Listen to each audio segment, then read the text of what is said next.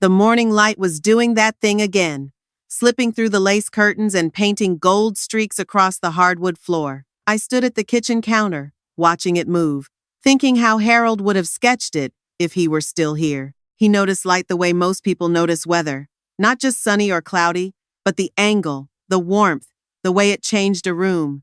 My name is Margaret Calloway. I am 74 years old, and I have lived in this Victorian house on Abercorn Street in Savannah, Georgia, for 46 years. Harold and I bought it the year after we married, back when the historic district was still affordable for a young architect and his piano teacher wife. He restored every inch of it himself, the moldings, the fireplaces, the wraparound porch with its hand-turned spindles. This house was his masterpiece, before he ever became famous for designing courthouses and libraries across the Southeast. Harold passed away 4 years ago. Pancreatic cancer, quick and merciless. One day, he was sketching at his drafting table, and 8 weeks later, I was standing in Bonaventure Cemetery, watching them lower his casket into red Georgia clay. Since then, it has been just me and the house, and the quiet. I poured my coffee and sat at the breakfast table. It was a Saturday, and my daughter Claire had called the night before to say she and her husband Derek would be coming for lunch. This was unusual. Claire lived 40 minutes away in Pooler, and her visits had become increasingly rare over the past 2 years. Once a month if I was lucky, and almost always with an agenda. I started preparing shrimp and grits, Claire's favorite since childhood, though I suspected she had switched to some new diet that Derek found on the internet. Derek was always finding things on the internet. Investment strategies, health trends, business opportunities. He sold commercial insurance and talked about it as though he were performing surgery. They arrived at noon sharp. Claire hugged me at the door, longer than usual, which immediately put me on guard. She was 51, tall like her father, with the same sharp jaw and restless eyes. She wore a linen blazer even though it was 85 degrees outside, and her hair was freshly colored, a honey blonde that cost more than my monthly grocery bill. "Mama, you look wonderful," she said, stepping inside and glancing around the foyer the way she always did, like she was appraising the place. "Thank you, sweetheart." I kissed her cheek. Derek came in behind her, all smiles and aftershave. He shook my hand because he had never been comfortable with hugs. "Margaret, the house looks great. You've been keeping up with it." "I have help. Rosa comes twice a week." "Still." He nodded like he was granting me approval. "It's a lot of house for one person." There it was. We hadn't even sat down yet. I led them to the dining room and served lunch. For a while, we talked about safe things. Claire's job at the marketing firm. Derek's new client. Some chain of urgent care clinics expanding into South Carolina. The weather. The azaleas in Forsyth Park. Normal conversation. Normal family. Except I could feel something buzzing underneath it all. An electric current waiting to discharge. "Mama," Claire said, setting down her fork. "We've been thinking." "About what?" "About you. About this house." She glanced at Derek, who gave her a small nod. A rehearsed cue. "It's just so much space. The stairs alone. What if you fell?" "I haven't fallen, but you could." "Dr. Eshelman said your balance isn't what it used to be." "Dr. Eshelman said I should do yoga," "which I do, every Tuesday and Thursday at the community center." Claire pressed on. "There's a beautiful retirement community out on White Marsh Island. Marsh Landing. They have water views, activities, a nurse on call, 24 hours a day." "I know what Marsh Landing is. I visited Pauline Drexler there last Christmas. She hates it." "She's difficult, Mama." "You're not difficult." I sipped my sweet tea and let the silence do its work. I had learned that trick from Harold. He said silence was the most honest thing two people could share. Derek cleared his throat. "Margaret, it's not just about safety. A house like this, in this neighborhood, in this market, you're sitting on a gold mine. You could sell it, live comfortably for the rest of your life, and still have plenty left over." Left over for whom? I thought, but I did not say it. I appreciate your concern, I said. Both of you, but I'm staying. Claire's smile tightened. Okay. We just want you to think about it. I have thought about it. Every time you bring it up, that landed harder than I intended, and Claire looked away. I felt a pang of guilt, but I was tired of defending my right to live in my own home. After a pause, Derek pivoted. By the way, Margaret, I've been reading about the art market. Incredible what some of these paintings are going for now. Didn't Harold have quite a collection? My stomach tightened. He did. Still hanging on the walls? Where else would they be? Derek laughed, but it sounded hollow. Of course. I just mean, some of those pieces could be worth real money, especially the ones by local artists who've gained recognition since Harold bought them. Have you ever had them appraised? Harold knew what they were worth. That was enough for me, sure. But markets change. It might be smart to get a professional opinion. Just for insurance purposes, if nothing else. I looked at my daughter. She was studying her plate like the shrimp held the answer to a riddle. She knew what Derek was doing, and she was letting him do it. I'll think about it, I said. The same phrase I used for the retirement home? The same polite wall. They left around 3 o'clock. Claire hugged me again at the door. And I caught something in her expression I hadn't seen before. Not guilt exactly, but something adjacent to it. A flinch. That evening, I called my neighbor and dearest friend, Ruth Ann Prescott. Ruth Ann was 70, a retired librarian, and the only person in the world who would tell me the truth, even when it stung. They're circling, Ruth Ann said when I told her about the visit. Like buzzards over a cotton field. That's my daughter you're talking about. I know who she is. I also know she didn't visit you once during the 3 months you had that knee problem. And now she's showing up with her husband asking about paintings. I couldn't argue with that. Derek brought up the art collection, asked if I'd had it appraised. Harold's paintings? Ruth Ann's voice sharpened. Why? He said it was for insurance purposes. And you believe that? No. Good. Because that man doesn't do anything without a profit motive. Keep your eyes open, Margaret. I promised I would, and we said goodnight. But sleep didn't come easy. I lay in the dark, staring at the ceiling fan Harold had installed, thinking about the paintings he had collected over 30 years, landscapes, portraits, abstracts, works by Southern artists he admired and befriended. They hung in every room, each one chosen with the same care he gave to his architectural drawings. They weren't just decorations. They were pieces of him. 2 weeks passed. Claire called once, a brief check-in that felt like reconnaissance. I didn't mention the paintings, and neither did she. Then on a Tuesday morning, I came home from yoga to find something wrong. The house felt different. I couldn't explain it at first. Everything looked the same, smelled the same. The old wood and lavender and the faint ghost of Harold's pipe tobacco that never quite left the study. But something was off. I walked through the downstairs rooms slowly, looking at each painting. Living room, dining room, hallway, all present.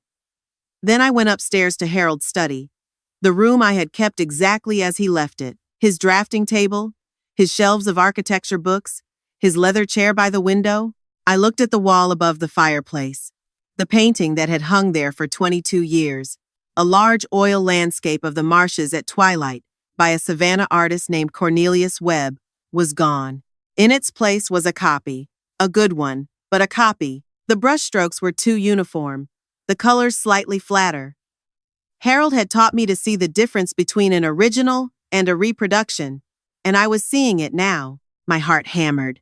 I checked the other paintings in the study. The small watercolor by the door looked right. The charcoal sketch above the bookshelf was original, but the Webb, the most valuable piece in the entire collection, had been replaced with a fake. I sat down in Harold's chair, gripping the armrests. My hands were shaking. Someone had come into my house, taken the painting, and hung a copy in its place, hoping I wouldn't notice. And I knew exactly who. Claire had a key. She had always had a key. For emergencies, she said. And Derek, who suddenly wanted to talk about art markets and appraisals. They must have come while I was out. Tuesday yoga, the same time every week. They knew my schedule. I wanted to scream. I wanted to call Claire and demand an explanation. But something held me back. The same instinct that had kept me alive through 74 years of reading people's faces and trusting my gut. If I confronted them now, they would deny it. They would tell me I was confused, that the painting was the same one that had always been there, that I was an old woman losing her mind. And maybe they were counting on that. Instead, I called Ruth Ann. They took the web, I said. My voice was steady, but inside I was breaking. The marsh painting? From Harold's study? They replaced it with a copy. A decent one, but I can tell. Ruth Ann was quiet for a moment. Those snakes. What are you going to do? I'm going to find out where they took it, and I'm going to get it back. The next morning, I drove downtown to Whitfield and Associates, the oldest art gallery in Savannah. I had known the owner, Thomas Whitfield, for decades. He and Harold had been friends, had served together on the board of the Telfair Museum. If someone in Savannah was trying to sell a Cornelius Webb original, Thomas would know. His gallery was on Bull Street, a narrow storefront with tall windows and a brass door handle polished to a mirror shine. Thomas was behind the counter when I walked in, a tall man in his 70s with silver hair and reading glasses perched on his nose. Margaret Calloway. He smiled warmly. It's been too long. How are you? I've been better, Thomas. I need to ask you something, and I need you to be honest with me. His smile faded. Of course. What is it? Has anyone brought you a painting recently? A Cornelius Webb oil. Marshes at twilight. About 3 feet by 4 feet. Gilt frame? Thomas's expression told me everything before he spoke. He took off his glasses and set them on the counter. Sit down, Margaret. He led me to a small office in the back, cluttered with catalogs and framed prints leaning against every wall. He poured me a glass of water and sat across from me. Your daughter came in last week, he said carefully. She and her husband. They had the web. Said you had decided to downsize your collection and asked them to handle the sale. I closed my eyes. Hearing it confirmed was worse than suspecting it. I never authorized any sale, Thomas. They took that painting from my house without my knowledge. He nodded slowly. I had a feeling. Harold would never have wanted that piece sold. He told me once it was the best painting Cornelius ever did. That's why I didn't agree to anything on the spot. I told them I needed to authenticate it first. Consult with a colleague in Charleston. I wanted to buy time. Thank you for that. There's something else, Margaret. He leaned forward, clasping his hands. When I examined the painting, I found something behind the canvas. Tucked between the stretcher bars and the backing. An envelope. The room tilted slightly. An envelope? Old, yellowed, sealed with wax. I didn't open it, obviously, but I could feel something inside. Papers, maybe a key. I called your daughter to mention it, and she got very interested, asked me to open it immediately and tell her what was inside. I refused. I said it was your property, and you should be the one to open it. What did she say to that? She wasn't pleased. She called back twice that afternoon. The second time, her husband got on the line and offered me an extra $2,000 to, quote, thoroughly examine the piece and report everything I found. I stared at him. They had known. Claire and Derek had known there was something hidden behind the painting, and they had taken it to find it. Thomas, I need that painting back. Of course. I'll have it ready for you this afternoon. And the envelope, untouched. I thanked him and left the gallery feeling like the ground was shifting beneath my feet, not just because my daughter had stolen from me, but because Harold, my Harold, had hidden something inside his favorite painting. Something important enough to seal with wax. Something he never told me about. I went straight to Ruth Ann's house. She took one look at my face and put the kettle on without a word. I told her everything. An envelope behind the painting, she repeated. Harold was a careful man. If he hid something there, he meant for it to be found, but only by the right person. Or he meant for it to stay hidden forever. Then why leave it at all? Ruth Ann shook her head. No. Harold knew you'd find it someday. He knew you'd notice if anything changed in that study. He was counting on you. That afternoon, I picked up the painting from Thomas's gallery. He helped me load it into my car and handed me the envelope in a small paper bag, like it was a sandwich from a deli. I drove home with both hands gripping the wheel, trying not to think about what I might find. I carried the painting upstairs and rehung it in its proper place above the fireplace. The copy I took down and leaned against the wall. Evidence. Then I sat at Harold's desk with the envelope in front of me. It was old, the paper thick and cream-colored, the wax seal stamped with a simple H. I broke the seal and pulled out the contents. Inside were three things: a photograph, a letter, and a small brass key. The photograph showed a young woman with curly dark hair and kind eyes, holding a baby wrapped in a blue blanket. On the back, in Harold's handwriting, James and his mother, June 1971. James, a baby boy. 1971. 5 years before Harold and I met. I unfolded the letter with trembling hands. "My dearest Margaret," it began. "If you are reading this, then I have failed to tell you something I should have told you long ago. I have no excuse except cowardice and the fear of losing you. In 1970, before we met, I had a relationship with a woman named June Ballard. She was a fellow architecture student at Georgia Tech. We were together for less than a year. When she told me she was pregnant, I panicked. I was 26, broke, and terrified. I offered to help financially, but I wasn't ready to be a father. June was stronger than me. She left Atlanta, moved to Asheville, North Carolina, and raised our son James on her own. I sent money through an attorney every month for 18 years. June never asked for more. She never threatened to tell anyone. She was proud and capable, and far better than I deserved. After June passed away in 1994 from a stroke, I reached out to James. He was 23, working as a carpenter in Asheville. We met a few times, always in secret, always on what I told you were business trips. He is a good man, Margaret, quiet, hardworking, honest. He has a wife named Patrice and 2 children, a boy and a girl.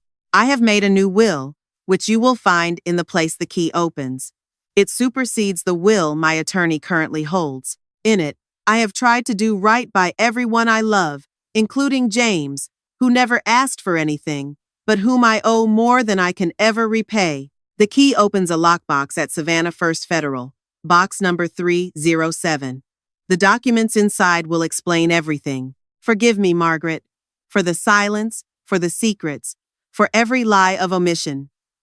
Know that loving you was the truest thing I ever did. Yours always, Harold. I set the letter down and wept. Not the quiet, dignified tears of a woman in a movie, but deep, shaking sobs that came from somewhere primal. 50 years. We were married for almost 50 years, and he had a son I never knew about, a grandson and granddaughter I had never met, a whole family branch growing in the dark. When the crying stopped, I picked up the photograph again. James as a baby, cradled in his mother's arms. I looked at June's face and felt no anger toward her.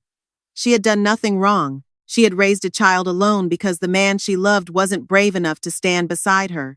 The anger I felt was complicated. Harold had lied to me, yes, but he had also loved me, genuinely and deeply, every single day. I knew that in my bones. The lie wasn't about loving me less. It was about fearing he would lose me if I knew. He was probably right to be afraid. In 1976, when we met, I was 28 and traditional. I might not have married a man with a secret child, and then neither of us would have had these 46 years. I didn't know whether that excused the deception. I didn't think it did. But I understood it. I called Ruth Ann. He had a son, I said. Harold had a son from before we married. I told her everything. The letter, the photograph, the lockbox, the second will. Oh, Margaret. Ruth Ann's voice was soft with sympathy. I'm so sorry. Don't be sorry yet. I need to go to that bank. The next morning, I went to Savannah First Federal with the brass key and my identification. The lockbox was exactly where Harold said it would be. Inside was a legal folder containing a will dated 8 months before his death, witnessed and notarized. I read it in the bank's private room, my hands steady now. Harold had divided his estate differently from the will his attorney had executed. In this version, I still received the house and all bank accounts, plus 50% of his architectural firm's residual royalties. But instead of Claire receiving the other 50%, as the original will stated, Harold had left 30% to James Ballard of Asheville, North Carolina, and only 20% to Claire. He had also left James the contents of a separate savings account I never knew existed, and a letter of acknowledgement, the closest thing to a formal recognition of paternity he had ever put in writing. Now I understood everything. Claire and Derek had somehow discovered James's existence. Maybe they found a letter in Harold's papers, or a bank statement they couldn't explain, or some note that mentioned the painting. They had taken the web to find the envelope, to find the key, to destroy the real will before I could discover it.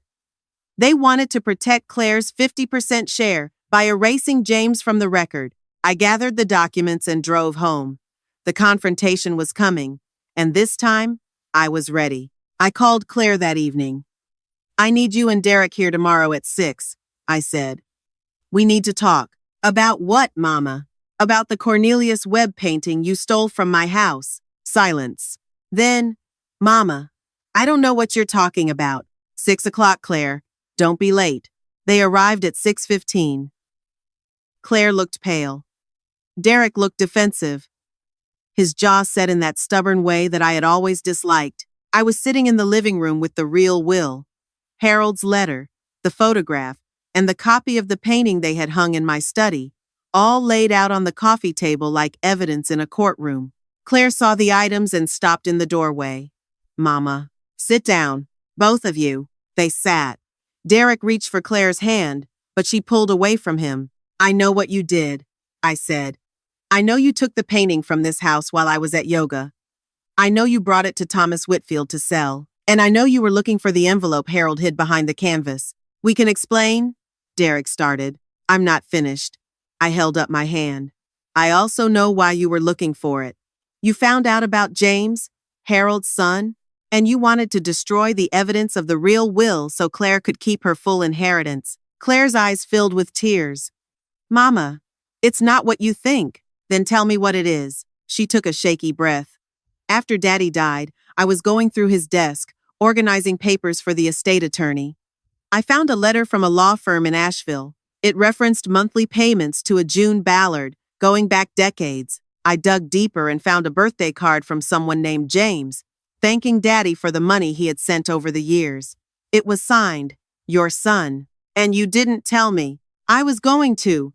I swear I was." But Derek said it would complicate the estate. Derek cut in, his voice tight. "And it would have. Harold's official will was clear. Everything split between you and Claire. Bringing some unknown son into it would have meant lawyers, delays, litigation. It would have hurt everyone. It would have hurt your bottom line," I said. "Let's not pretend this was about protecting me." Derek's face reddened. "Margaret, I've always had this family's best interests at heart. You had Claire's inheritance at heart.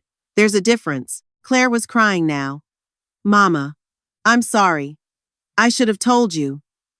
I was scared. Scared of what it meant. That Daddy had this whole other life we didn't know about." I looked at my daughter, my only child, and I saw the little girl who used to sit beside me on the piano bench, pressing random keys and laughing. That girl was still in there somewhere, buried under years of Derek's influence and her own fear of losing what she thought she was owed. "The painting is back where it belongs," I said, "and I have the real will. Harold left 30% of his royalties to James, and only 20 to you." Derek shot up from the couch. "That's absurd. We'll contest it. No judge is going to honor a secret will hidden behind a painting. It's witnessed and notarized. Dated after the original. My attorney has already reviewed it. We'll fight it. You can try. But I have Harold's letter explaining everything. 2 credible witnesses, and Thomas Whitfield's testimony that you tried to sell stolen property." That stopped him. He looked at Claire. She looked at the floor. Mama, Claire whispered, do you hate me? I felt my heart crack. Not break. It was too old and too tough for that. But crack, like a teacup with a hairline fracture that still holds water. I could never hate you, Claire. But I am deeply disappointed. Not because of the money, but because you chose to lie to me. Because you walked into my home and took something that wasn't yours. Because you decided that your father's last wishes didn't matter. I was afraid of losing everything. You were afraid of losing money. And in the process, you nearly lost me. The room went silent. The clock on the mantel ticked. Harold's clock. The one he wound every Sunday morning without fail. What happens now? Claire asked. Now, the real will gets executed. James Ballard receives what his father intended for him. And I am going to meet him. Meet him? Claire looked stricken. He is Harold's son. He has lived his entire life knowing his father chose another family over him. The least I can do is acknowledge his existence. And what about me? That depends on you, Claire. I looked at her steadily. I'm not going to pretend this didn't happen. But I'm also not going to carry anger around like luggage. I've watched too many people do that, and it eats them alive. Derek started to speak, but Claire raised her hand to stop him. It was perhaps the first time I had ever seen her override him. I understand, Mama, she said quietly. I'm sorry.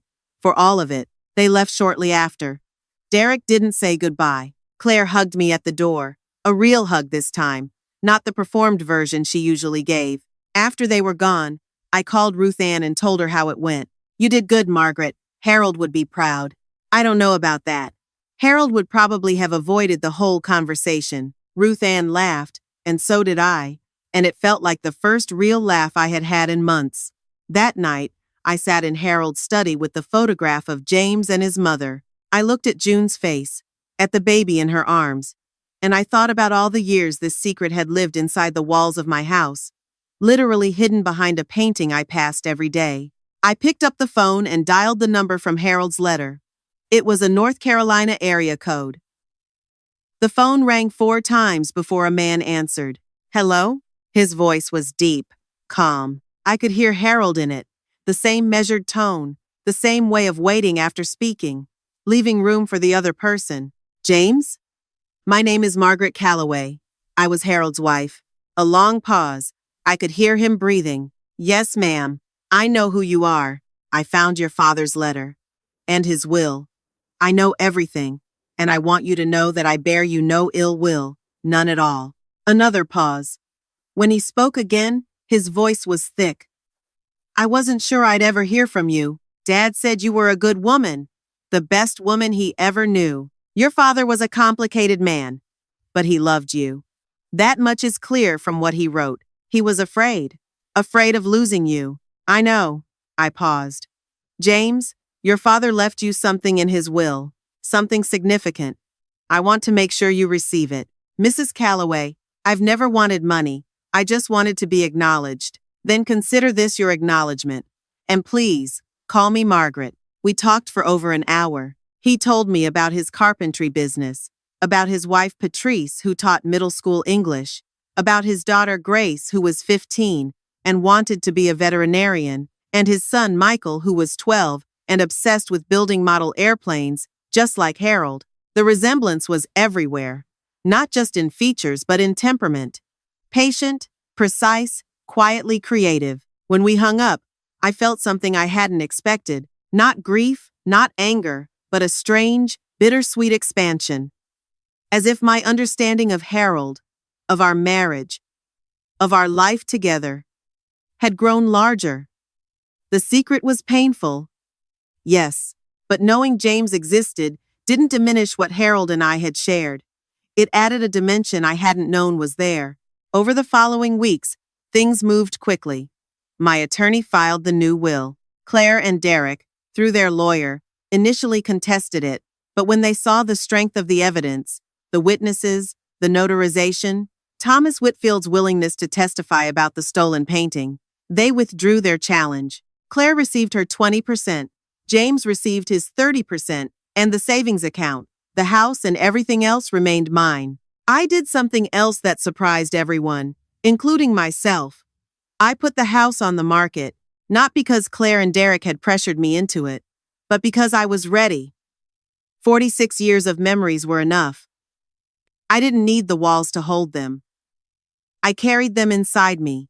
I found a bright 2-bedroom apartment in the historic district, walking distance from Ruth Ann, from my yoga studio, from the riverfront where I liked to sit and watch the container ships glide past. It had an elevator, a little balcony, and enough wall space for my favorite paintings, including the Cornelius Webb, which hung above my new fireplace like an old friend who had finally told me the truth. I booked a trip to Asheville for the following month. James and Patrice invited me to stay for a long weekend. I would meet Grace and Michael, sit at their dinner table, see the workshop where James built furniture with the same hands that Harold had. I was nervous and excited in equal measure. Claire and I were speaking again, cautiously, like two people learning a new language together. She came to see the apartment the day I moved in. Without Derek, she brought flowers and a bottle of wine. And we sat on the balcony watching the sun set over the Savannah River. "I'm selling the copy of the Web," I told her. "The one you hung in the study. It's actually not bad. Thomas says it might fetch a few $100s. Claire winced. "Mama, I'm teasing," I smiled, mostly. She laughed, a small, reluctant laugh, but real. And for a moment, I saw the little girl at the piano again, pressing keys at random, making something that wasn't quite music but was close enough. That night, after Claire left, I sat alone in my new living room with a glass of wine and Harold's photograph on the side table. Not the one of James and June. My wedding photo, the one where Harold was looking at me like I was the only solid thing in a spinning world. "You should have told me," I said to the photograph. "But I understand why you didn't." The apartment was quiet, but it was my quiet. Chosen, not imposed. Outside, Savannah hummed its low, warm hum. The river, the cicadas, the distant laughter of tourists on River Street. I had lost things, my husband to cancer, my trust in my daughter to greed, my illusions about a perfect marriage to a hidden truth. But I had gained something too. A grandson who built model airplanes, a granddaughter who wanted to save animals, a son-in-law I had never met, but who sounded, on the phone, like the kind of man Harold wished he had been brave enough to be. I finished my wine and rinsed the glass.